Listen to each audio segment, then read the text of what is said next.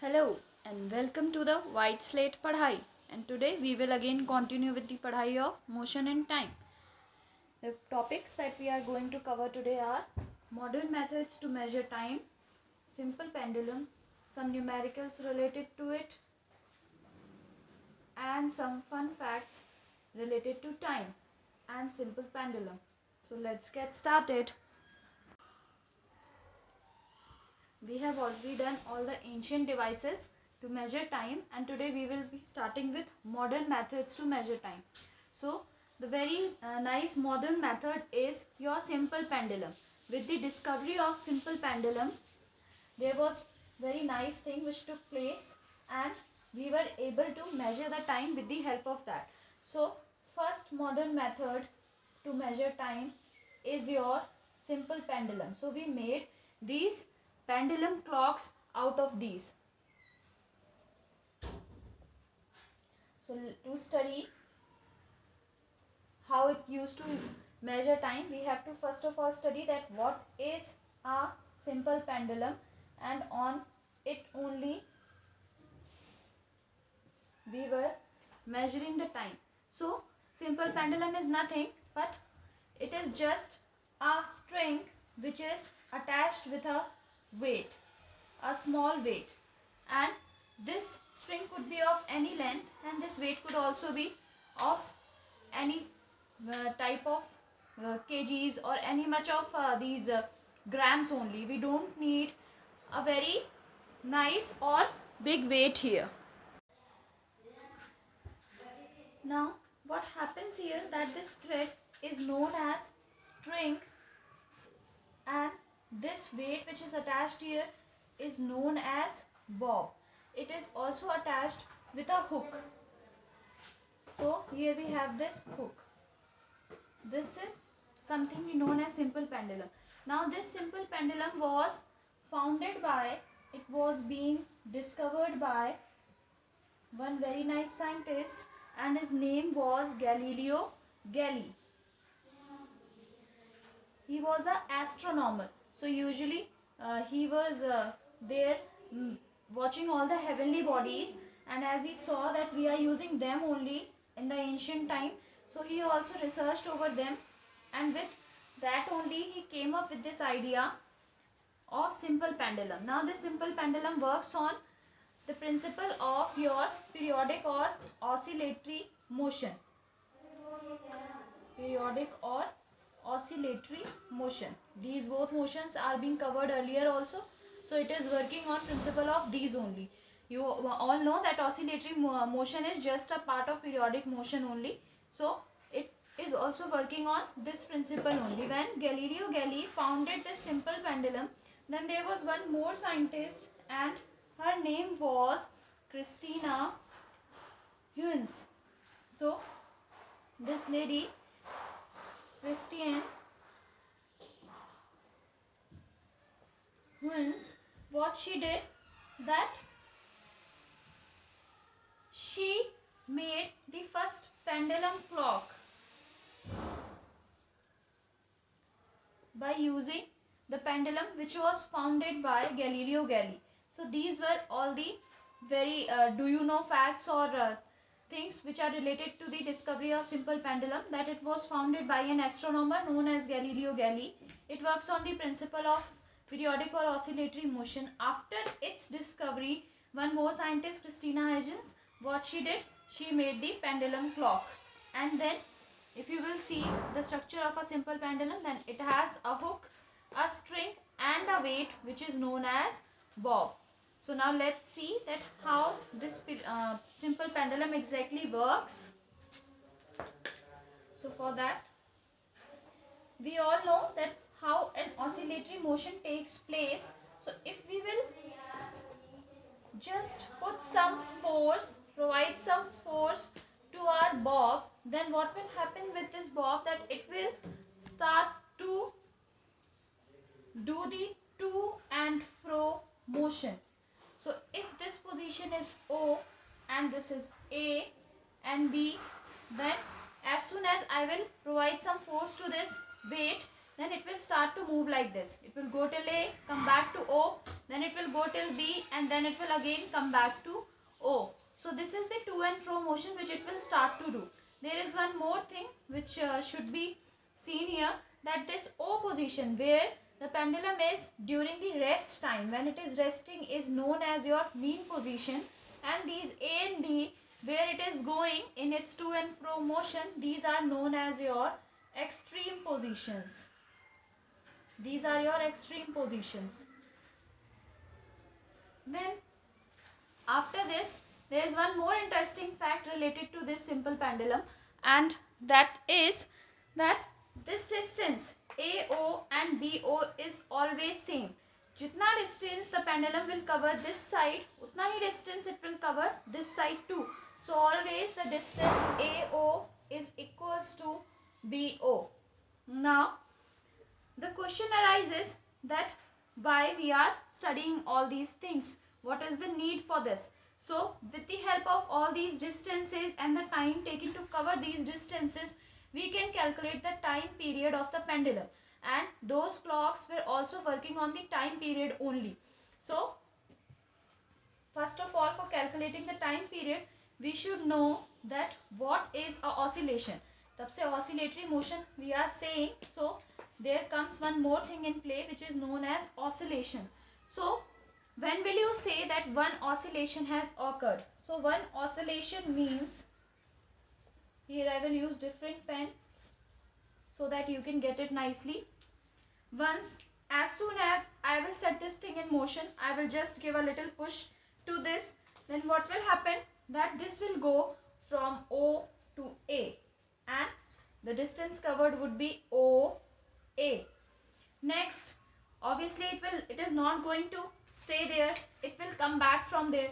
So then it will come back again till O, but it will not stop here too. So again it is covering the distance AO. Next, if you will see, then it will again go till B, from O to B. So the distance covered will be your OB, and at the end it will again come back till the O. So the distance covered would be your BO.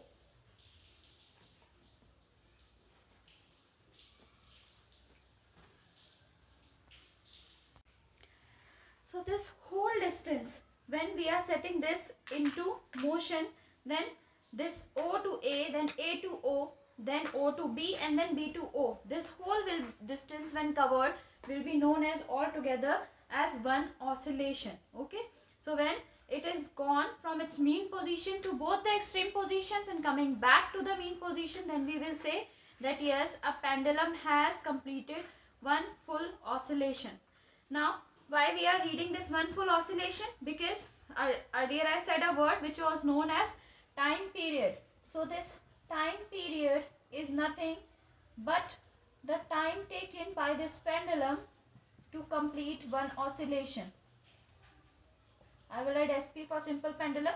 So time taken by simple pendulum to do one oscillation, that would be your time period.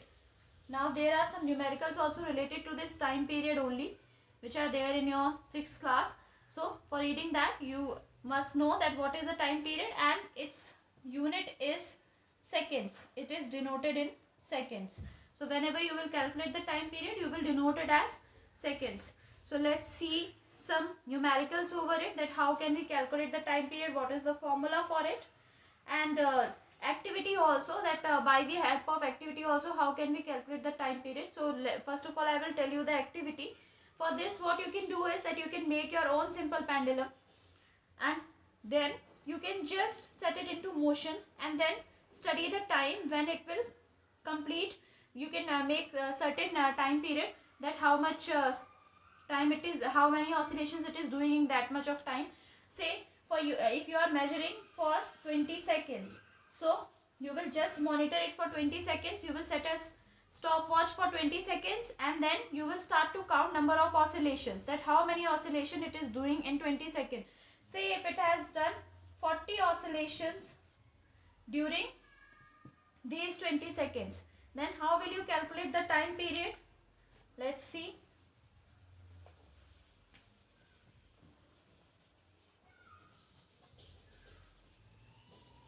As it is the time taken to complete one oscillation, so for calculating this, the formula for time period is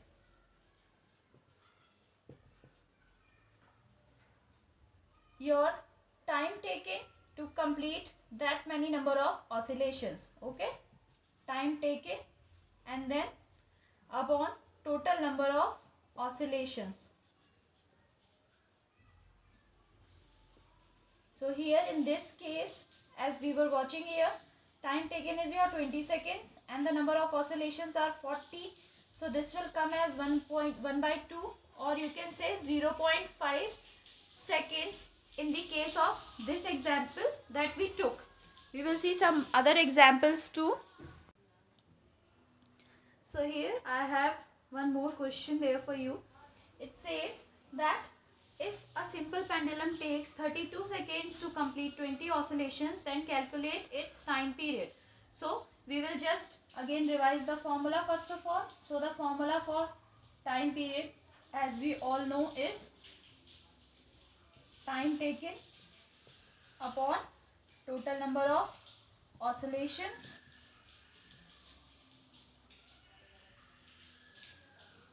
So we will just put on these given things into our formula. So it is denoted by T, and time taken is here 32 seconds and total number of oscillations are 20. So we will cut it by 2 and we will get 1.6 seconds as our answer. So 1.6 second would be the time period for this. I think calculating time period is very easy by this method, or you can also calculate time period if you are not provided any of these things but provided with the simple pendulum. There are certain facts related with the time period too, that it always remains constant for a given pendulum.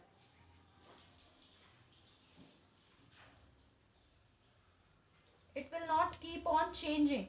If you have made one pendulum, then the time period for that will always be same. Whenever you will apply any type of force, चाहे कितना भी force लगा लेना, आप उसके ऊपर तेजी से उसको करना या धीमे से करना, it will always take that much of time only to complete one oscillation. अगर आप तेज से करेंगे तो वो जल्दी complete कर लेगा उसको, अगर आप धीमे से करेंगे then it will go slowly and come back, but the time taken to complete one oscillation would always be same, and it always remains constant. But there are certain factors on which this time period depends, and those factors are that if you will increase the length of the string or decrease it, then this will change. So factors on which this time period is depending is your length of the string and the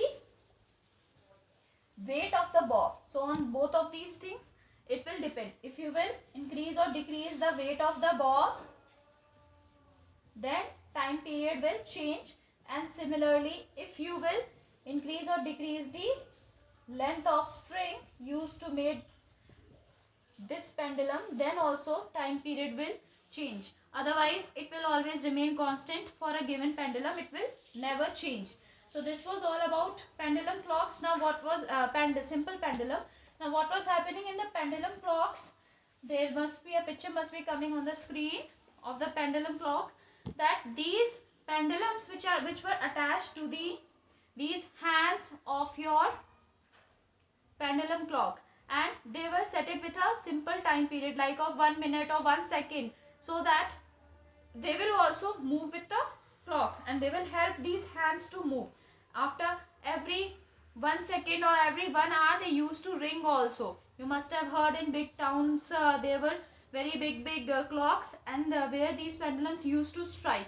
So this is a new found thing only, and apart from that there are certain modern watches that we are using today, like our digital watches. Then we also have quartz clock, those clocks which are there at your house. The normal simple clocks, they are known as quartz clock. Then you also have stopwatches. So these all modern methods now we have applied to see the time, and we can now calculate it with very much accuracy, which was earlier in the case of the sundial, the accuracy was only for the 2 seconds, but now they measure time with accuracy of 1 millionth of a second. If you will divide a second into 1 millionth part, then that would also be accurately told by these clocks which nowadays we all are having. So now the accuracy have increased, the various methods are there to do all these things, and now we have covered each and everything. But apart from this, I will end up the class with one more fun fact which must be coming on your screen too. One more do you know fact, that there is one station, one clock which is at Shinjuku station, and it is having the world's biggest or largest pendulum clock. Okay, it is known as Yuko Rhythm, and it is a grand pendulum clock which is there at Shinjuku station. So with this nice note, I will end up with the class. Thank you. Stay home and stay safe. Like, share and subscribe my channel if you haven't till now for the latest videos.